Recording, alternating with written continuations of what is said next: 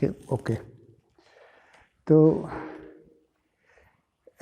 My dear students of BMLT second year, this lecture is especially devoted for BMLT second year.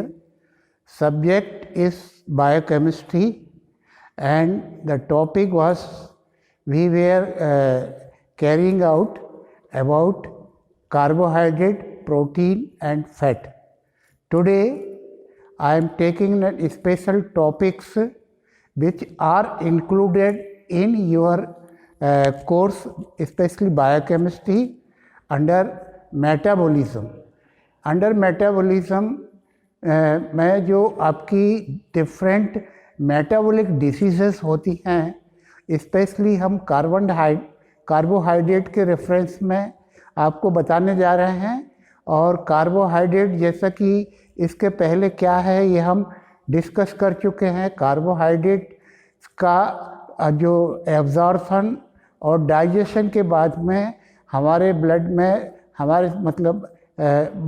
Blood में carbohydrate का future क्या होता है ये भी हम आपको बता चुके हैं। हमने आपको ये भी बताया था कि वनस्पति में जो आपका कार्बोहाइड्रेट होता है आपका प्लांट्स में, वो आपका स्टार्च के रूप में होता है। और प्राणियों में या ह्यूमन में जो कार्बोहाइड्रेट ऊर्जा के रूप में या एनर्जी के रूप में हमारी बॉडी में होता है वो ग्लाइकोजन के रूप में होता है। तो अब ये ग्लाइकोजन से जब एनर्जी हमको लेना होती है तो ग्लाइकोजन ग्लूकोज में कन्वर्ट होता है और यही ग्लूकोज फिर बर्न होने के बाद में हमको कार्बन डाइऑक्साइड, पानी और एनर्जी देता है। इन सब चीज़ों को हम आपके अपने पहले लेक्चर में डिस्कस कर चुके हैं। तो टुडे हम कुछ स्पेशल एस्पेक्ट्स लेंगे। जैसे एक टॉपिक आपके कोर्स में है that is known as glucose tolerance test. What is this glucose tolerance test? Glucose tolerance test का हमने आपको मेटाबॉलिज्म जब पढ़ाया था तो उसमें एक रेफरेंस दिया था और वो रेफरेंस ये था कि जब आपका कार्बोहाइड्रेट हमको एनर्जी मिलती है या जब कार्बोहाइड्रेट हमारे पचता है तो वो ग्लूकोज में कन्वर्ट होता है और ये ग्लूकोज जो है ना फिर ब्लड में जा कर के इकट्ठा हो जाता है और ब्लड में जो है ना इसकी एक वैल्यू नॉर्मल होती है। ये आप सभी जानते हैं कि ब्लड शुगर का जो लेवल है वो हमेशा एक स्वस्थ शरीर में आपका उसकी एक रेंज है कि अगर फास्टिंग लेवल हम देखें तो it is round about 75 to 90 milligram. ये बुक्स में 2-4 मिलीग्राम का प्लस माइनस डिफरेंस हो सकता है, लेकिन 70 to 90 milligram fasting sugar level है। और आपका खाना खाने के बाद में चूँकि हम कार्बोहाइड्रेट वगैरह लेते हैं तो ब्लड में उसकी शुगर की मात्रा बढ़ती है, तो वो जो है वो आपका 90 to 140 मिलीग्राम पर 100 ml ऑफ ब्लड रहता है। तो इस लेवल को एक स्वस्थ शरीर में मेंटेन करने के लिए शरीर में एक मैकेनिज़्म होता है, शरीर में एक बायोकेमिकल प्रोसेस होता है, शरीर में एक पावर होता है। तो वो पावर जिसके कारण हमारे ब्लड का जो लेवल है शुगर का वो नॉर्मल बना रहता है या वो पावर ब्लड में शुगर की मात्रा को नॉर्मल मेंटेन करने का प्रयास करती है, इसको हम बोलते हैं टॉलरेंस पावर। और ये टॉलरेंस काहे के प्रति है? ये कार्बोहाइड्रेट के प्रति है। तो tolerance it is the power. आपका जो ग्लूकोज टॉलरेंस है वो क्या है? It is the power of our body which maintains the glucose level in the blood in normal ranges, जो कि हमने आपको बताया है। What are the normal ranges? वो हमने आपको बताया। तो इस नॉर्मल रेंज में आपका ये जो पावर होता है वो पावर आपका जो है हमारे बॉडी में ग्लूकोज के लेवल को मेंटेन करता है और इस पावर को हम बोलते हैं tolerance power. and whole test is known as glucose tolerance test, glucose tolerance test. अब इसमें अगर ग्लूकोज टॉलरेंस किसी का कम होता है, नेचुरल है कि शुगर की मात्रा बढ़ जाएगी, ग्लूकोज टॉलरेंस किसी का अगर ज़्यादा है, शुगर की मात्रा घट जाएगी। इस आधार तो ये पावर के बारे में आज हम डिस्कस करेंगे। Here you see there are two words, वो आपको जानना चाहिए। कार्बोहाइड्रेट मेटाबॉलिज्म में दो टेक्निकल टर्म्स का उपयोग होता है और वो टेक्निकल टर्म्स बहुत अपने आप में बड़े इम्पॉर्टेंट हैं। नंबर 1 पावर है आपका ग्लाइकोनियोलाइसिस। ग्लाइकोनियोलाइसिस, ये लाइसिस वर्ड जहाँ यूज़ होता है ये हम बहुत पहले बचा चुके हैं कि लाइसिस का मतलब होता है कि उस मालिक्यूल को और छोटे छोटे मालिक्यूल्स में तोड़ना। तो ग्लाइकोलाइसिस का मतलब होता है ग्लूकोज से छोटे छोटे मालिक्यूल में उसका डिसइंटीग्रेट होना, और उसको हम बोलते हैं ग्लाइकोलाइसिस, ग्लाइकोनियोलाइसिस। तो disintegration of glucose into small molecules, और वो स्मॉल मालिक्यूल क्या है, या तो वो पायरोवेट है या लैक्टेट है। ये हम ग्लाइकोलाइसिस प्रोसेस आप कार्बोहाइड्रेट को पढ़ाएंगे, उस समय हम आपको डिटेल बताएंगे। अभी आप केवल इतना समझ लीजिए कि अगर आपसे कोई ये पूछता है व्हाट इज़ ग्लाइकोनियोलाइसिस, तो आपको सिंपल इतना कहना है कि ग्लाइकोनियोलाइसिस जो है ना, वह प्रोसेस है जिसमें ग्लूकोज जो कि 6 कार्बन एटम कंपाउंड है अपने छोटे छोटे और पार्टिकल्स में टूट जाता है। फॉर एग्जांपल ग्लाइकोनियोलाइसिस प्रोसेस में ग्लूकोज जो है ना ultimately pyruvate 3 carbon atom compound है, ग्लूकोज 6 कार्बन एटम कंपाउंड है। तो 6 कार्बन एटम कंपाउंड जो है ना वो 3 कार्बन एटम कंपाउंड में टूट जाता है। तो इस तरह से ग्लूकोज जो है का जो आपका एक बिग मॉलिक्यूल है वो स्मॉल मॉलिक्यूल्स में कन्वर्ट हो जाता है, और इसके बाद में उसकी आगे की प्रोसेस समझता है। तो आई थिंक परहैप्स आप लोगों ने समझा होगा कि ग्लाइकोनियोलाइसिस का जो प्रोसेस है वो क्या है। इसके बाद में एक और टर्म इसमें यूज़ होता है, that is known as glyconeogenesis. Glyconeogenesis, genesis का मतलब होता है कि बड़े मॉलिक्यूल में कन्वर्ट होना। ग्लूकोज जो है ना वो बिग मॉलिक्यूल्स में कन्वर्ट होता है। इसके बारे में हम आपको बहुत पहले बता चुके हैं कि जब ब्लड शुगर का लेवल हमारी बॉडी में बढ़ता है और वो लेवल आपका नॉर्मल से ऊपर जाता है तो नेचुरल है प्रॉब्लम होती है। और चूँकि ग्लूकोज जो है ब्लड में जो ग्लूकोज है वो हमारी बॉडी टिश्यू या सिस्टम एज सच उसको उपयोग नहीं कर सकती है, इसलिए ग्लूकोज का जो आपका एक्सेस अमाउंट है that is converted into glycogen, और ये ग्लाइकोजन जो है ना लीवर में स्टोर होता है। इसके बारे में हम आपको कई बार कार्बोहाइड्रेट मेटाबॉलिज्म के डिस्क्रिप्शन के दौरान बता चुके हैं।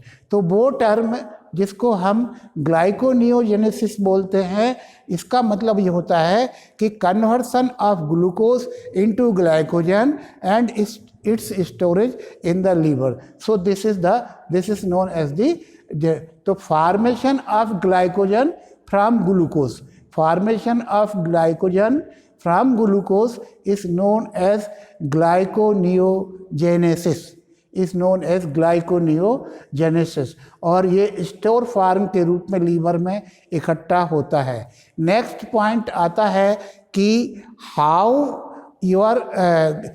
The glucose level of body is maintained in normal limit.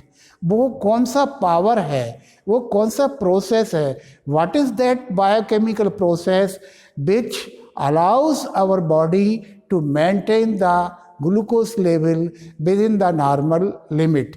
ये एक विचारणीय प्रश्न है, और आपको बायोकेमिस्ट्री की परिभाषा में हमने आपको कई बार पढ़ाया है कि there are certain hormones, there are certain enzymes which controls our biochemical process of our body. Here there are certain hormones which are related to the carbohydrate metabolism, और ये हार्मोन्स जो है ना हमारी बॉडी के ब्लड शुगर लेवल को maintain करते हैं। एक छोटा सा आपको एग्जाम्पल देते हैं।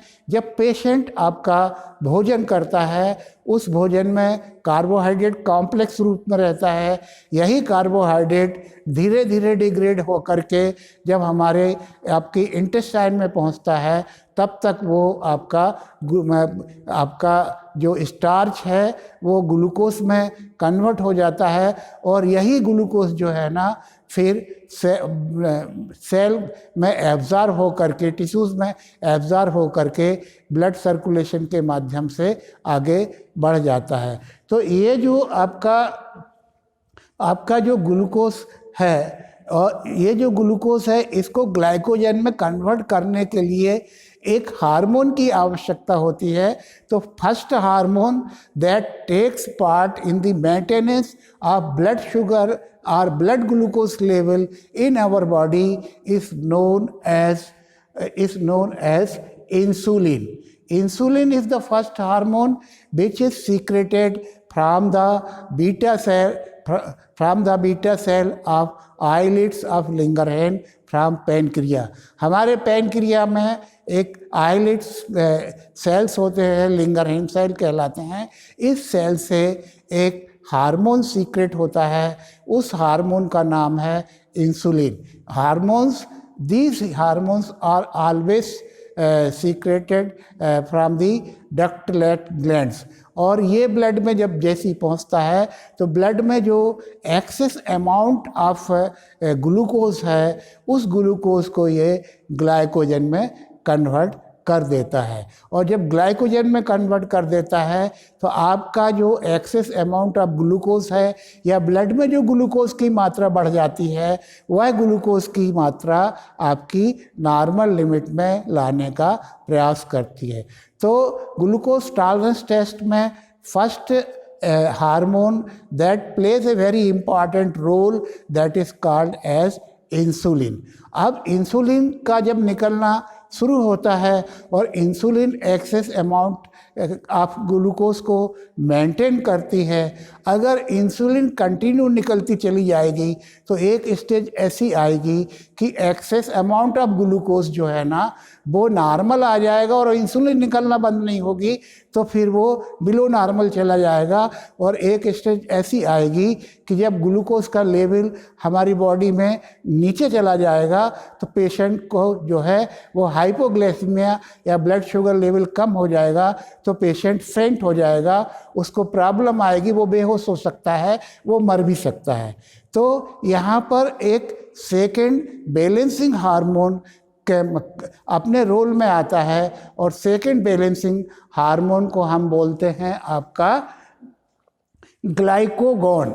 Glycagon is another hormone which is secreted from the alpha cell of Langerhans of pancreas. Pancreas के जो अल्फा सेल्स हैं आइलेट्स ऑफ लिंगरहैन में, उस अल्फा सेल से जो है ना ग्लाइकोगॉन एक आपका हार्मोन है, ये हार्मोन सीक्रेट होता है। And this hormone gives information, this hormone gives controls the release of insulin. ये हार्मोन इंसुलिन की रिलीज को कंट्रोल करता है। जैसे ही blood sugar level came to the normal level, and it must not go down below the normal level. अगर below the normal level पे ये जाता है तो पेशेंट हाइपो में चला जाएगा, पेशेंट मर भी सकता है। तो ऐसी कंडीशन में आपका ग्लाइकोगॉन जो अल्फा सेल लिंगरहैन सेल आप पैनक्रिया से डेवलप होता है, से सीक्रेट होता है, इन टाइम सीक्रेट होता है, और ये आपका इंडिकेट करता है, ये मैसेज देता है कि now stop secreting insulin from the beta cell of islets of Langerhans. तो इस तरह से इंसुलिन का निकलने को ये कंट्रोल करता है। तो आप ये मैकेनिज्म देखिए कि जब ग्लूकोज एक्सेस है तो उसको आपका नॉर्मल लाने के लिए इंसुलिन का सीक्रेशन एक हार्मोन के रूप में होता है। जब इंसुलिन हम का सीक्रेशन होने के बाद में blood sugar level when came to normal, then there is a role of second hormone that is known as glycagon, and this glycagon is secreted from the alpha cell of Langerhans of pancreas, और ये ग्लाइकोगॉन जो है ना glycaemic index को maintain करता है और insulin के सीक्रेशन को भी रोकता है। और इसके बाद में जब देखना बंद हो गई, और इसके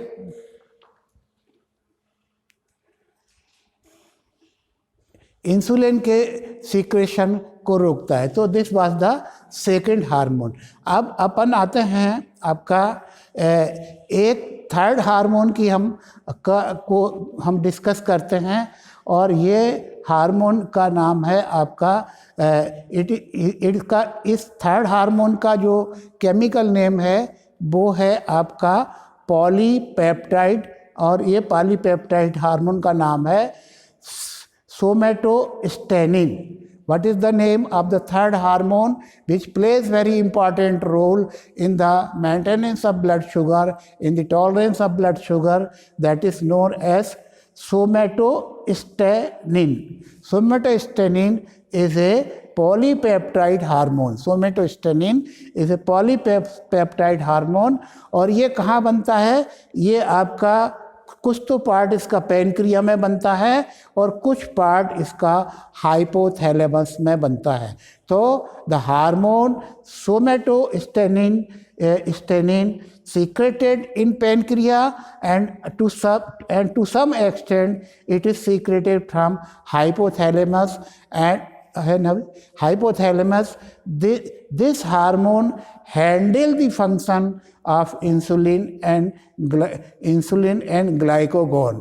माने आप देखिए कि इंसुलिन के फंक्शन को और इंसुलिन के साथ में ग्लाइकोगॉन के फंक्शन को, दोनों हार्मोन के फंक्शन को पूरी तरह बैलेंस करने के लिए, कंट्रोल करने के लिए एक third hormone came into role. उस थर्ड हार्मोन का नाम है सोमेटोस्टेनिन, और ये सोमेटोस्टेनिन जो है ना पैनक्रिया से भी कुछ पार्ट में होता है और कुछ पार्ट जो है हाइपोथैलेमस से सीक्रेट होता है। और ये हार्मोन जो है ना आपका इंसुलिन को भी कंट्रोल करता है और ग्लाइकोगॉन को भी कंट्रोल करता है। इस तरह से आपका ब्लड शुगर लेवल एक स्वस्थ बॉडी में उसका टॉलरेंस लेवल को बराबर नॉर्मल मेंटेन करता है। तो these are the panel of hormones which are quite essential and important to maintain the blood sugar level in the body। और यही जो पावर है, इस पावर को हम टॉलरेंस पावर बोलते हैं, और इसको हम आपका ग्लूकोज के रेफरेंस में ग्लूकोज टॉलरेंस पावर बोलते हैं। और इसको हम जब अपनी लेबोरेटरी में टेस्ट करते हैं तो उसको हम ग्लूकोज टॉलरेंस टेस्ट बोलते हैं।